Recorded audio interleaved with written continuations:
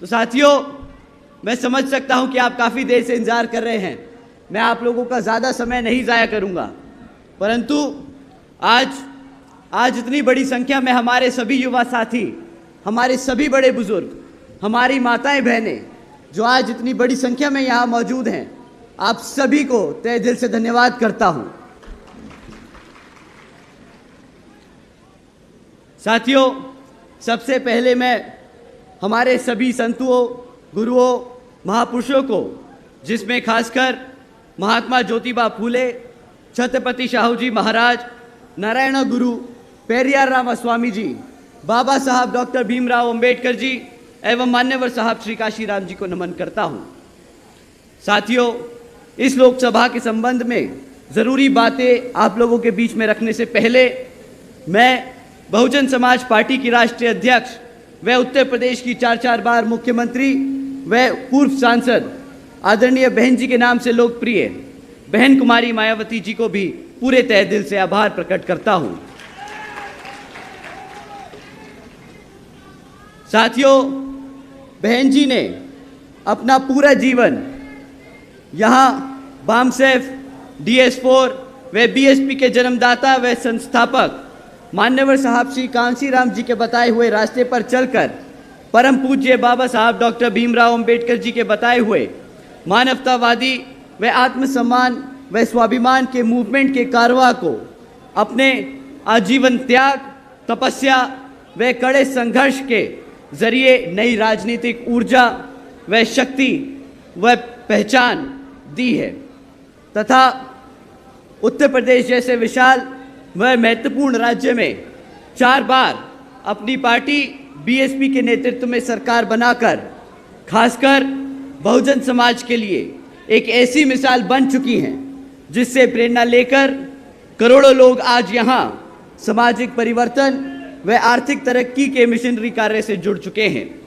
इतना ही नहीं, बल्कि मैं खुद भी उनके इस नेतृत्व से प्रभावित होकर BSP के मूवमेंट से जुड़ चुका हूँ और उनके पदचिन्हों पर चलकर उस मिशनरी दायित्व, कर्तव्य व फर्ज को पूरा निभाने की कोशिश करता रहूँगा।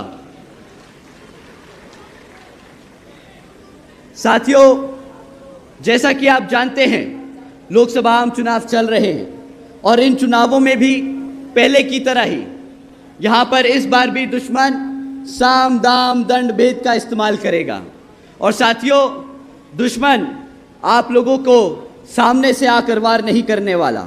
साथियों, इस बार दुश्मन हमारे बीच में रहकर एक बहरूपिये के रूप में हमारे साथ हमें, हमारे समाज को, हमारे कार्यकर्ताओं को, हमारे वर्करों को गुमराह करने की पूरी कोशिश करेगा। तो साथियों, आप कैसे पहचानोगे इन बहरूपियों को? साथियों, ये लोग जो आपके बीच में रहकर आपको गुमराह करने का काम कर रहे हैं, ये आप लोगों के बीच में जय भीम के नारे लगाते हैं, ये लोग नीला पटका पहनते हैं, ये लोग बाबा साहब के विचारधाराओं को मानते हैं, परंतु जब अपने नेता चुनने की बारी आए, जब एक पार्टी पे वोट डालने की बारी आए, तो ये बड़े संभाल के, समझदारी से आप लोगों को सलाह देते हैं कि भाई, बहुजन समाज पार्टी बहुत पीछे रह चुकी है, हमारा असली नेता फलाना विपक्षी पार्टियों में रहता है। साथियों, अगर कभी कोई भी आप लोगों के बीच में रहकर जय भीम का नारा दे और कहे कि बहुजन समाज पार्टी हमारी पार्टी नहीं, तो साथियों समझ जाइएगा कि वो बहरूपिया, वो दुश्मन आपके बीच में आपसे बात कर रहा है। तो साथियों, ऐसे लोगों से जब आप लोग समझ जाएं, आप लोग पहचान ले, तो इनसे सतर्क रहिए।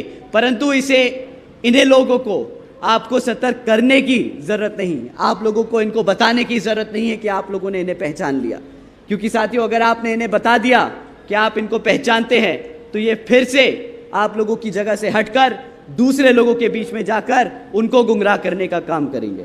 तो साथियों, मैं आप लोगों से बड़ी जिम्मेदारी से कह रहा हूं, और अगर आप लोगों को ये बात सही लगे तो इन लाइनों के बाद जय भीम का नारा जरूर दीजिएगा।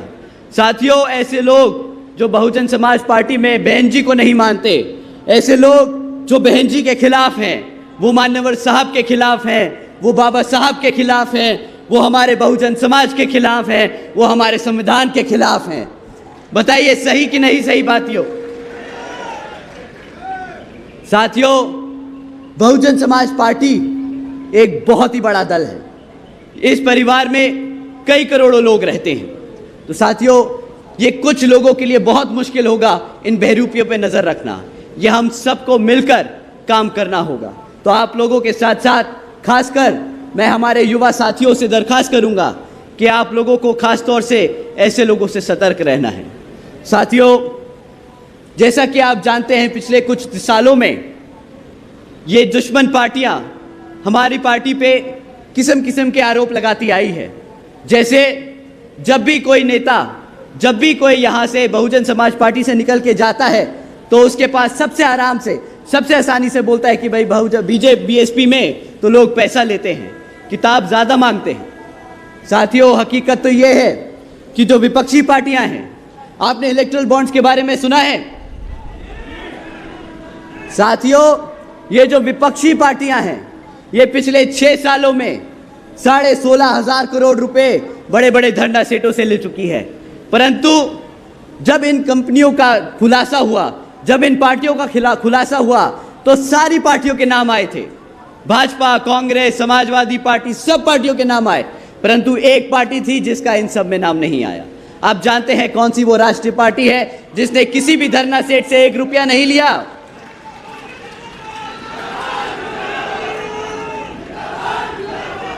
साथियों,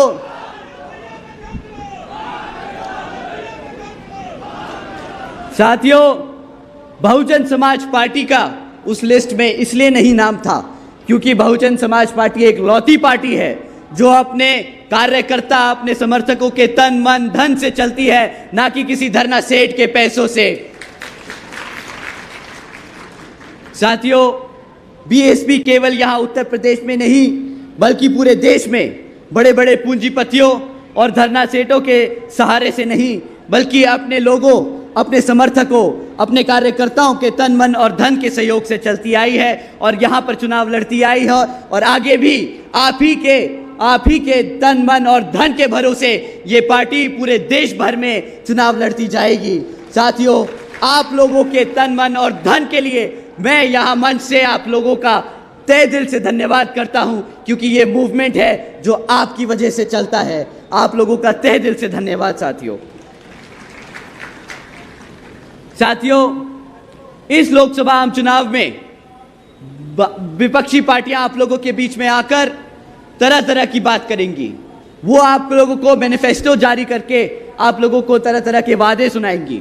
परंतु साथियों, इस बारी लोकसभा आम चुनाव में आप लोगों को वोट जो डालना है वो इन पार्टियों के रिकॉर्ड पे डालना है कि इन पार्टियों ने जब जब सत्ता में आसीन रहे तब तब इन लोगों ने हमारे समाज के लिए क्या काम किया।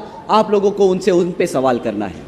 साथियों, पिछले 10 सालों में ये भाजपा सरकार केंद्र की सत्ता में रही है, तो जब भाजपा आप लोगों के बीच में आए तो आप लोगों को उनसे सिर्फ 3 मुद्दों पे सवाल उठाने हैं: शिक्षा, सुरक्षा और रोजगार। मैं किसी जाति, धर्म या धर्म के आधार पे आप लोगों से नहीं कहूंगा कि उन पे सवाल करो। हम आपसे नहीं कहेंगे कि राम मंदिर के ऊपर सवाल करो। साथियों, बाबा साहब ने हमें शिक्षा के आधार पर अपना संवैधानिक हक और उनके राजनीतिक ताकत के लिए लड़ना सिखाया था। तो हम सिर्फ शिक्षा, सुरक्षा और रोजगार के लिए बात करेंगे। साथियों, अगर बीजेपी का रिकॉर्ड उठा के देखें, पिछले 10 सालों में शिक्षा के क्षेत्र में इन लोगों ने इतना मजाक किया है हमारे छोटे छोटे बच्चों के साथ कि अगर हम इनका सरकारी सर्वे भी उठा के देखें तो आज सरकारी स्कूलों में इतना बुरा हाल है कि आज 8वीं कक्षा के आधे से ज़्यादा बच्चे गुणा भाग नहीं कर पाते। अगर आप उनसे अंग्रेजी में सवाल करें तो वो बेचारे अंग्रेजी नहीं समझ पाते। साथियों, ये तो भाजपा की शिक्षा के क्षेत्र में देन रही है। दूसरी तरफ जब आप उनको शिक्षा के क्षेत्र में घेरेंगे तो वो आपको डिजिटल इंडिया के बारे में बताएंगे। परंतु साथियों, डिजिटल इंडिया के नाम पर भी उन्होंने जो आप लोगों के साथ मजाक किया है वो भी मैं आप लोगों के बीच में छोड़ के जा रहा हूं ताकि आप उनसे सवाल उठाएं। साथियों, डिजिटल इंडिया के नाम पर 65% से ज़्यादा सरकारी स्कूलों में आज एक भी कंप्यूटर की फैसिलिटी नहीं है। ये डिजिटल इंडिया बोलते हैं कि यहाँ पे युवा बच्चा, छोटा छोटा बच्चा पूरी दुनिया में सबसे बात कर पाएगा, टेक्नोलॉजी समझ पाएगा, बट वो समझेगा कैसे जब 65% से ज़्यादा स्कूलों में कंप्यूटर ही नहीं है। तो साथियों, ये बहुत अच्छे पॉलिसी, बहुत अच्छे नारे देना जानते हैं, ये मार्केटिंग बहुत अच्छी करना जानते हैं, पर जब आप ज़मीनी स्तर पे इनके काम नापोगे तो पता चलेगा कि इन लोगों ने बातें बहुत बड़ी करी, काम के नाम पर 0 बटा लड्डू देके गए हैं, 0 बटा लड्डू देके गए हैं। साथियों, सबसे बड़ा मुद्दा पेपर लीक होने का। मैं समझ सकता हूं कि यहां पर कितने युवा साथी हैं जो पिछले 10 सालों में कई बार सरकारी भर्तियों के लिए एग्जाम देके आए हैं और जानकर उन्हें बड़ा दुख होता है कि कुछ महीने बाद वो पेपर लीक हो गया। यहां पर कितने युवा साथी हैं जिन्होंने पेपर दिया और पेपर लीक हो गया? सभी पंडाल में लोगों ने हाथ उठा रखे हैं। साथियों, हकीकत तो ये है कि ये लोग आप लोगों के साथ सिर्फ सरकारी नौकरी देने के नाम पर मजाक और खिलवाड़ करते आए हैं। तभी साथियों, पिछले 10 सालों में आज यहां पर युवा 30% पढ़ा लिखा युवा बेरोजगार घूम रहा है। साथियों, ये नहीं कि ये नहीं दे सकते, ऐसा नहीं है कि भारत सरकार में नौकरियां नहीं हैं, भारत सरकार में पद खाली नहीं है। आपको जानकर हैरानी होगी साथियों कि यहाँ पर केंद्र की सरकार में 30 लाख से ज़्यादा पद खाली पड़े हैं, जहाँ पर इन लोगों ने जानबूझकर वो पद नहीं भरे हैं, क्योंकि वो जानते हैं अगर उन्होंने वो पद भरे तो उन्हें बाबा साहब के दिए हुए संविधान के हिसाब से आरक्षण भी देना पड़ेगा, और वो ना आपको रोजगार देना चाहते हैं, ना वो आपको आरक्षण देना चाहते हैं। साथियों, रोजगार का इतना बुरा हाल है कि मैं आपको एक न्यूज़ हेडलाइन पढ़ के सुनाता हूं तो आपको समझ आएगा कि ये 30% की जो संख्या है वो कितनी बड़ी बन चुकी है। साथियों, गुजरात की एक खबर है, हमारे आदरणीय प्रधानमंत्री जी के प्रदेश से ये खबर है कि 17 लाख से ज़्यादा युवाओं ने मात्र 3,500 नौकरियों के लिए अप्लाई किया था। साथियों, अगर सिर्फ 3,500 नौकरियां निकली तो उसके लिए 17 लाख बच्चों ने अप्लाई किया। रोजगार और बेरोजगारी का क्या हाल है वो इन्हीं आंकड़ों से समझ आता है। साथियों, जब हमारे बच्चे पढ़ लिख नहीं पाएंगे, जब उनके पास रोजगार नहीं होगा, तो वो आप लोगों का ध्यान किस तरीके से भटकाएंगे वो भी मैं आपको बताता हूं। साथियों, ये पिछले कुछ महीनों से सीना चौड़कर आप लोगों के बीच में मुफ्त राशन देने की बात कर रहे हैं। ये कहते हैं कि इन्होंने 80 करोड़ जनता को मुफ्त में राशन देने का काम किया है। आप लोग ही बताइए साथियों, जब 2014 में ये हम सब से वोट मांगने आए थे, जब ये जनता से वोट मांगने आए थे, तो उन्होंने वादा मुफ्त में राशन देने का किया था या सालाना 2 करोड़ नौकरी देने का किया था? आप बताइए साथियों, किसका वादा किया था? साथियों, 2 करोड़ नौकरी देने का वादा किया था, परंतु जब नौकरी नहीं दे पाए तो सोचा मुफ्त में राशन ही देके इनका मुंह बंद कर दिया जाए। साथियों, आप ही बताइए, ये जो 80 करोड़ जनता को इन्होंने मुफ्त में राशन दिया है, अब जब भारत में 140 करोड़ लोग हैं तो 80 करोड़ मौले तो आधा भारत इन्होंने भिखारी बना दिया। आधा भारत इन्होंने भिखारी बनाने का काम किया है पिछले 10 सालों में। साथियों, एक सिंपल सा, बड़ा आम सा आप लोगों के साथ मैं गणित करना चाहता हूं। ये 80 करोड़ जो राशन दे रहे हैं 80 करोड़ लोगों को, इसकी कीमत अब पता है आप लोगों को कि आपको क्या चुकानी पड़ रही है? आप जानते हैं कि 80 करोड़ जनता को जो मुफ्त राशन मिलता है, इसकी कीमत आप लोग क्या चुकाते हो? हमारी माएँ जो यहाँ बैठी हैं, आप लोगों से मैं दरख्वास्त करूँगा कि ये आप ज़रा गुना भाग बड़ी ध्यान से सुनिएगा। साथियों, महीने में कितने का राशन आप लोगों को मुफ्त में मिलता होगा? बताइए।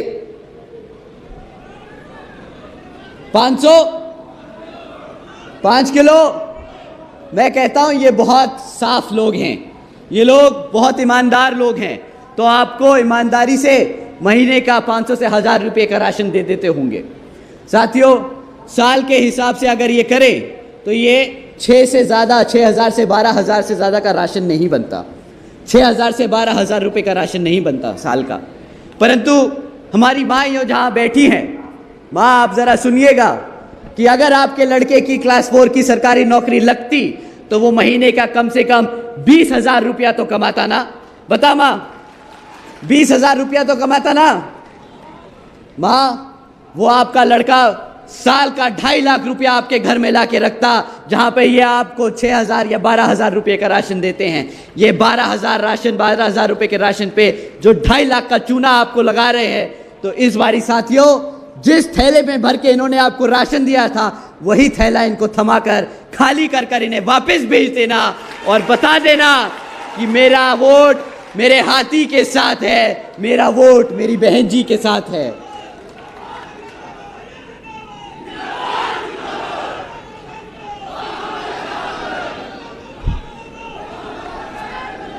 साथियों इन लोगों ने महंगाई का भी बहुत बड़ा मुद्दा उठाया था 2014 में, परंतु जब आप इन लोगों की मीटिंगें और इनकी रैलियां और इनके भाषण सुनते हैं तो ना इनको रोजगार याद आता है, ना इनको शिक्षा याद आती है, ना इनको अब महंगाई याद आ रही है। साथियों बताइए कि आप लोग इस मीटिंग में आने के लिए कितने रुपए का पेट्रोल डला कर आए हैं? बताइए साथियों, कितने का पेट्रोल डला है? 100 रुपया? 200 रुपया? 3,000? तुम्हारी गाड़ी ज्यादा पी रही है तेल भाई।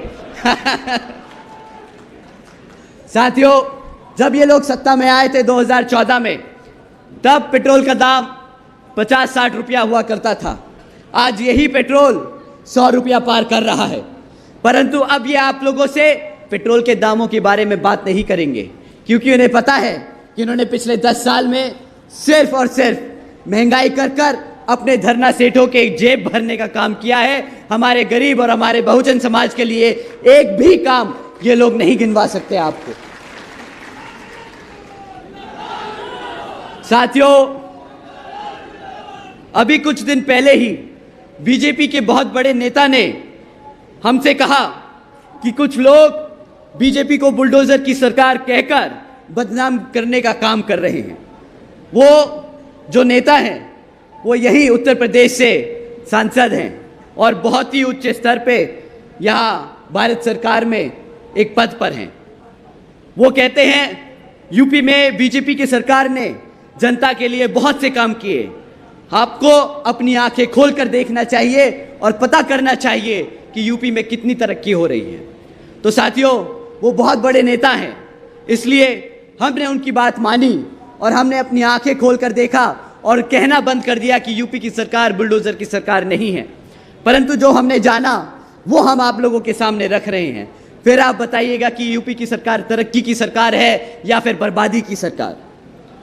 साथियों जब हमने जाना, जब हमने पढ़ाई लिखाई करी इसके बारे में, ताजबीन करी तो हमें पता चला कि पिछले 1 साल में हमारे उत्तर प्रदेश में 65,000 से ज़्यादा हमारी बहन बेटियों और माताओं पर अत्याचार के केस दर्ज किए गए हैं। साथियों यही नहीं बल्कि 400 से ज़्यादा किसानों ने यहाँ उत्तर प्रदेश में अपनी खुद की जान ले ली, क्योंकि इनकी भाजपा की सरकार की चलती गलत नीतियों के तहत। साथियों ये भी खबर सुनी हमने कि 62 प्यून की नौकरियों के लिए 90,000 से ज़्यादा यहाँ पीएचडी ग्रेजुएट्स और मास्टर्स के स्टूडेंट्स ने इन प्यून की नौकरी के लिए अप्लाई किया। साथियों यही नहीं, 40% से ज़्यादा 5 साल की कम उम्र के बच्चों कुपोषण के शिकार हैं। यूपी में बच्चों के खिलाफ यौन शोषण के मामले देश में सबसे ज़्यादा हो चुके हैं। हमारे यूपी में हत्याओं के केस यहाँ पर देश में सबसे ज़्यादा हो चुके हैं। आदरणीय नेताजी, आप जिस उत्तर प्रदेश के वाराणसी से सांसद हैं, वो प्रदेश आज भारत का किडनैपिंग कैपिटल बन चुका है। साथियों किडनैपिंग कैपिटल बन चुका है। आज उत्तर प्रदेश में 16,000 से ज़्यादा किडनैपिंग के केस दर्ज किए जाते हैं। तो ठीक है साथियों, हम नहीं बोलेंगे बुलडोजर की सरकार। आप लोग जो यहाँ की सरकार को तरक्की की सरकार बता रहे थे, उसको हम बदतमीजी और गद्दारी की सरकार कहते हैं। बदतमीजी और गद्दारी की सरकार कहते हैं। साथियों जो सरकार अपने बच्चों को भूखा रखे, जो सरकार अपनी बहन बेटियों पर अत्याचार होने दे, जो सरकार युवाओं को बेरोजगार रखे, जो सरकार अपनी आवाम को मुफ्त के राशन के नाम पर गुलाम बनाकर रखे, वो सरकार। साथियों, 2 करोड़ नौकरी का वादा देकर युवाओं के साथ जो धोखा किया वो मत भूलिएगा वोट डालते वक्त। अग्निवीर योजना चलाई थी, उसके नाम पर भी जो मजाक किया है वो भी मत भूलिएगा, क्योंकि मुझे पता है यहाँ से हजारों बच्चे आर्मी और पैरामिलिट्री फोर्सेस के लिए अप्लाई करते हैं। तो जब वो अग्निवीर योजना आई थी तो कितने लोगों को लाठी पड़ी थी, मुझे पता है। हमारे युवा साथियों को जब वो लाठी पड़ी थी तो क्या उन पे बीत रही थी। तो डालते वक्त वोट वो याद रखना साथियों, जब इन्होंने हमें शिक्षा के क्षेत्र में पढ़ने नहीं दिया, जब इन्होंने हमें रोजगार नहीं दिया, तो हमें हमारे रिजर्वेशन से भी हमें दूर कर दिया। नोटबंदी का बात भी किया था, इन्होंने कहा था विदेशों से काला धन लेके आएंगे और हर एक व्यक्ति को 15 लाख रुपए देने का काम करेंगे। आए 15 लाख साथियों आप लोगों के खातों में? नहीं आए ना 15 लाख। आपको पता है आपके साथ क्या हुआ है पिछले 10 सालों में? 15 लाख का वादा किया था। आपको पता है आपकी यूपी सरकार के ऊपर कितना कर्जा है? आप लोग जानते हैं कि जब जब यहाँ यूपी में एक एक बच्चा पैदा होता है तो आज वो 3.5 लाख कर्जे के साथ पैदा होता है। इतना सरकार ने कर्जा ले लेके यहाँ की जनता को भिखारी बना दिया, गरीब बना दिया। तो साथियों, इन लोगों से सवाल करना, साल के 12,000 रुपए के बदले 2.5 लाख का चूना, 2 करोड़ नौकरियों के नाम पर डंडे मारना और महंगाई के नाम पर सब्सिडी देना, हमें नहीं चाहिए ऐसी भारत की सरकार। ये कोई विकसित भारत नहीं, ये कोई विकसित भारत नहीं साथियों। इसी क्रम में समाजवादी पार्टी भी आप लोगों के बीच में आकर आपसे वोट मांगने का काम करेगी। परंतु साथियों, ये वो पार्टी है जिस समाज ने इनको एक तरफा वोट डाला था 2022 में। आप जानते हैं किस समाज की बात कर रहा हूं मैं? आप जानते हैं किस समाज की बात कर रहा हूं मैं? साथियों, हमारे मुसलमान भाइयों ने इन्हें एक तरफा वोट डाला 2022 के इलेक्शन में। परंतु पिछले 2.5 साल से जब जब हमारे इस समाज पर अत्याचार हुआ, इन लोगों के नेता मुंह पर टेप लगाकर अपने घरों में बंद बैठे रहे। इनकी हिम्मत नहीं हुई कि हमारे समाज के लिए ये खड़े होकर लड़ सके साथियों। परंतु जब रिजर्वेशन इन प्रमोशन का बिल राज्यसभा में आया तो इनके मुंह से वो टेप उतर गई। ये राज्यसभा पहुंच गए और वो बिल फाड़ने का इन्होंने सबसे पहले काम किया। आप बताइए, ऐसी पार्टी को वोट देने लायक है कि नहीं? आप ही बताइए।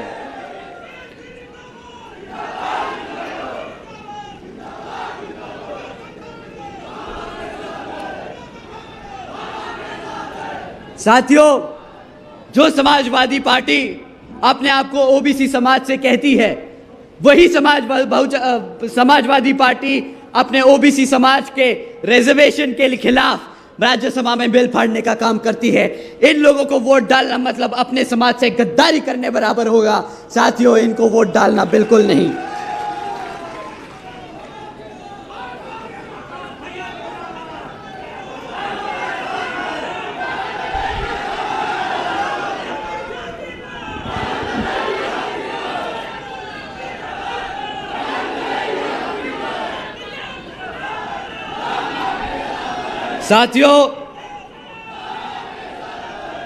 साथियों, गठबंधन के दौर से समाजवादी पार्टी के साथ साथ 2% की वोट रखने वाली पार्टी भी आप लोगों के बीच में आएगी।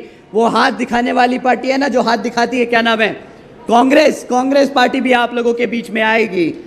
वो आजकल कह रही है कि हम अपने सभी SC, ST, OBC व पिछड़े समाज को रिजर्वेशन देने की पूरी कोशिश करेंगे।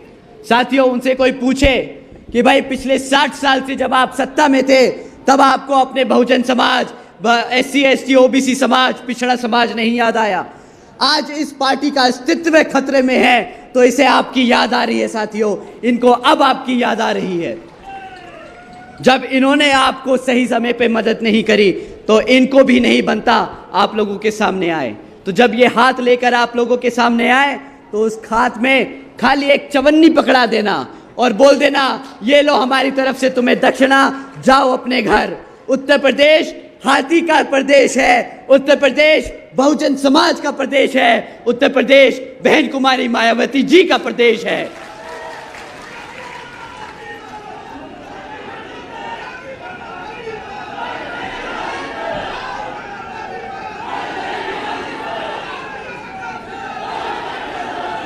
साथियों, बहुजन समाज पार्टी एक लौती पार्टी है जिसने हर समाज को सम्मान देने का काम किया है। आप सब ने देखा किस तरह बीजेपी ने क्षत्रिय समाज और मुस्लिम समाज का अपमान किया है, लेकिन आपकी नेता ने गाजियाबाद से गाजीपुर तक किस तरह क्षत्रिय और मुसलमान समाज को सम्मान देने का काम किया है वो आप लोगों ने देखा है। आप लोगों ने देखा है किस तरह हमने किस किस समाज से यहाँ पर प्रत्याशी उतारने का काम किया। साथियों, अगर मैं इनकी विफलताएं गिनाने बैठूंगा तो शाम की जगह कल सुबह हो जाएगी, परंतु इनकी गिनती नहीं खत्म होगी। मैं आपसे बहन जी के कामों के बारे में बात करना चाहूँगा।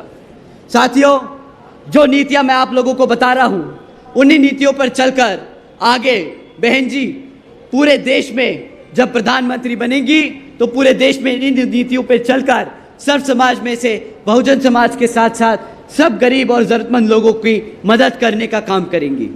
साथियों, जैसा कि आप जानते हैं 2007 से 12 की शासनकाल में बहन जी ने उत्तर प्रदेश में पूर्ण बहुमत से सरकार स्थापित की थी और इस सरकार के तहत जो बहन जी ने काम किया उसे हम बहन जी के गवर्नेंस मॉडल को कहते हैं, बहन जी मॉडल ऑफ गवर्नेंस कहते हैं। साथियों, बहन जी गवर्नेंस मॉडल के तहत बहन जी ने महामाया गरीब बालिका आशीर्वाद योजना चलाई थी, जिसके तहत 3,25,000 बच्चियों को बहन जी ने 1-1 लाख रुपए देने का काम किया था।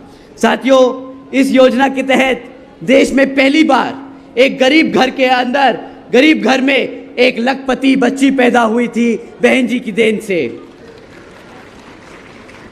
साथियों, बहन जी ने इसी क्रम में सावित्रीबाई फुले बालिका आशीर्वाद योजना चलाई थी, जिसके तहत 7 लाख से ज़्यादा बच्चियों को 12वीं तक की शिक्षा फ्री करने की बहन जी ने सुविधा दी थी। साथियों, आप जानते हैं बहन जी ने शिक्षा मुफ्त में दी थी, राशन नहीं, क्योंकि बाबा साहब कहते थे कि शिक्षा वो शेरनी का दूध है, जो पिएगा वो दहाड़ेगा। तो साथियों, बहन जी ने इस योजना के तहत प्रदेश की हर एक बच्ची को शेरनी बनाने का काम किया, ताकि जब वो पढ़ लिख कर बढ़े तो वो इस प्रदेश में नहीं पूरे देश में दहाड़े, पूरे देश में दहाड़े। साथियों, इतना ही नहीं बल्कि बहन जी ने महामाया आवास योजना भी चलाई थी, जिसके तहत सभी SC ST OBC व आदिवासी समाज के साथ साथ सभी गरीब समाज के लोगों को अपना खुद का घर देने का काम किया था। साथियों, बहन जी ने इस योजना के तहत 12,500 करोड़ अपने सभी जरूरतमंद लोगों को घर पे खर्चा कर उनको खुद का घर देने का काम किया। साथियों, इतना ही नहीं, बहन जी ने सभी सरकारी कृषि व संबंधित सरकार के दौरान सभी कृषि एवं संबंधित कार्यों में मिनिमम वेजेस को 55 रुपये से बढ़ाकर 100 रुपया प्रतिदिन कर दिया था। और इतना ही नहीं बल्कि क्रीमी लेयर की वार्षिक आय को भी 3 लाख रुपए से बढ़ाकर 5 लाख रुपए करने का काम किया।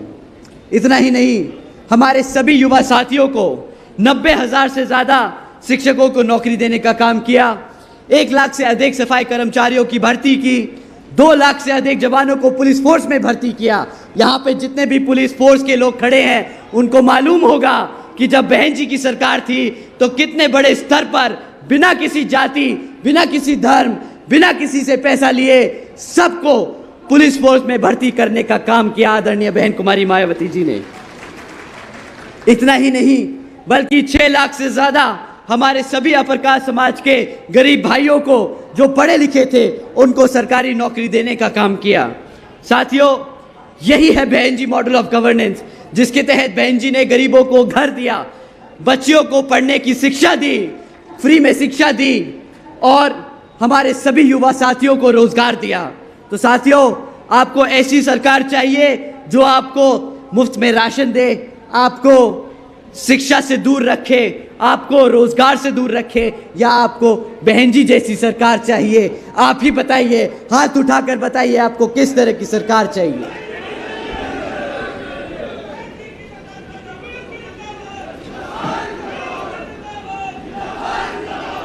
साथियों, मैं आपसे यही खास अपील करता हूं कि इस समय आप लोग आपस के मनमुटाव, झगड़ों को एक तरफ कर यहां हमारी तरफ से जो बहन जी ने प्रत्याशी आप लोगों को दिए हैं, आप उनको आने वाले लोकसभा आम चुनाव में भाती के सामने वाला बटन दबाकर भारी वोटों से जिताने का काम करें। साथियों, कुमार हयात अंसारी जी को, जो अंबेडकर नगर से लड़ रहे हैं, आप इनको भारी वोटों से जिताने का काम करें। आप लोगों से पुरजोर अपील है। साथियों, सच्चिदानंद पांडे जी, जो यहां से अयोध्या से हमारे लोकसभा चुनाव के प्रतिनिधि हैं, आप इनको भी भारी वोटों से जिताकर पार्लियामेंट में भेजने का काम करें, ताकि ये पार्लियामेंट में जाकर आप लोगों के हकों के लिए लड़ सके। साथ ही इसी क्रम में उदराज वर्मा जी, जो यहाँ से सुल्तानपुर से आपके प्रत्याशी हैं, इनको भी आप भारी वोटों से जिताकर पार्लियामेंट में भेजने का काम करें। साथियों, ददन खान जी, मैं आप लोगों से दरख्वास्त करता हूं और ये बहन जी की भी पुरजोर अपील है, आप सभी इन सभी हमारे प्रत्याशियों को भारी वोटों से जिताकर पार्लियामेंट में भेजने का काम करें, ताकि फिर ये सब आप लोगों के हितैषी, आप लोगों के हकों के लिए लड़ सके और बहन जी को प्रधानमंत्री बना सके। अपनी बात यही समाप्त करते हुए आप लोगों का एक बार फिर से धन्यवाद करता हूं। जय भीम,